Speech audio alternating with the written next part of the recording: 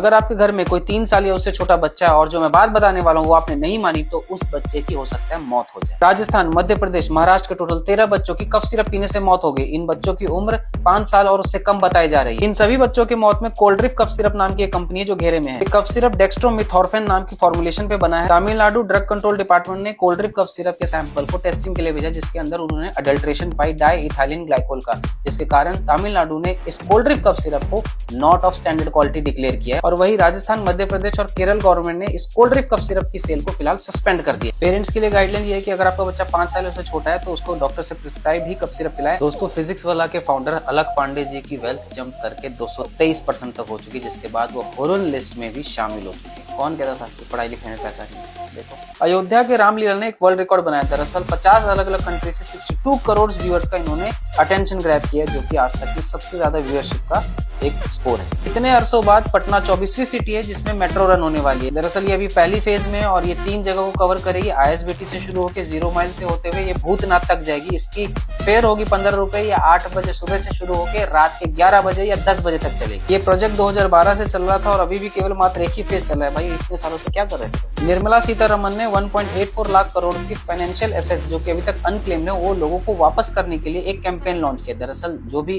Insurance या कुछ भी एसेट ऐसे या कोई स्टॉक होते हैं बेसिकली, जो कि सोचो आपके दादाजी के नाम पे थे, वो अभी तक किसी ने क्लेम नहीं किए, उस चीज को उनके नॉमिनी तक या जो भी और आगे हैं उन तक प्रॉपरली पहुंचाने के लिए एक कैंपेन लॉन्च किया। मणिपाल ग्लोबल एजुकेशन के चेयरपर्सन मोहन दास पई ने कहा कि आने वाले 20 सालों में भी इंडिया जेट इंजन नहीं बना सकता, क्योंकि यहाँ की गवर्नमेंट पीएसयू में पैसा डालती है, जैसे कि ऑयल एजेंसी होगी, गैस एजेंसी होगी, उनको पीएसयू बोलते हैं, लेकिन रिसर्च में पैसा नहीं डालती है और फेलियर से बहुत ज्यादा डरती है। वही चाइना इसका उलट है, वो न्यू रिसर्च को प्रमोट करता है और फेलियर्स की वो चिंता तक नहीं करता है। यही कारण है जिससे हमारा देश आने वाले 20 सालों में भी जेट इंजन नहीं बना सकता। ये शिवम मौर्य हैं, 24 साल के हैं, कॉलेज गोइंग स्टूडेंट है और इन्होंने AI powered driverless super bike बनाई है। इस बाइक को बनाने के लिए इनकी इंस्पिरेशन बड़े मजेदार है। दरअसल 9th क्लास में जब ये स्कूल जाया करते थे साइकिल पे, थक के जब इनसे पैडल नहीं मारा जाता था तब इनके मन में आया करता था कि काश बिना पैडल मारे ही ये साइकिल चलती। इसी चीज ने शिवम भाई को इस बाइक को बनाने में मोटिवेट किया है। हालांकि ये 9th क्लास वाला किस्सा मेरे दिमाग में भी आया। उन्होंने अपने पॉकेट मनी को इकट्ठा करके एक छोटा सा इलेक्ट्रिक मोटर खरीदा, साइकिल में फिट किया और फर्दर ये चीज यूट्यूब पे वायरल होगी, जिसके कारण यूट्यूब से इनको 48,000 रुपए मिले।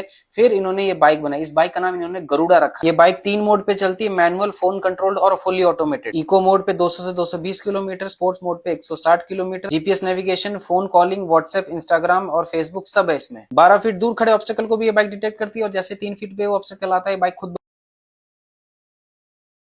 लाइक शेयर सब्सक्राइब जरूर कर देना। चलो बोलो इस्तेमाल।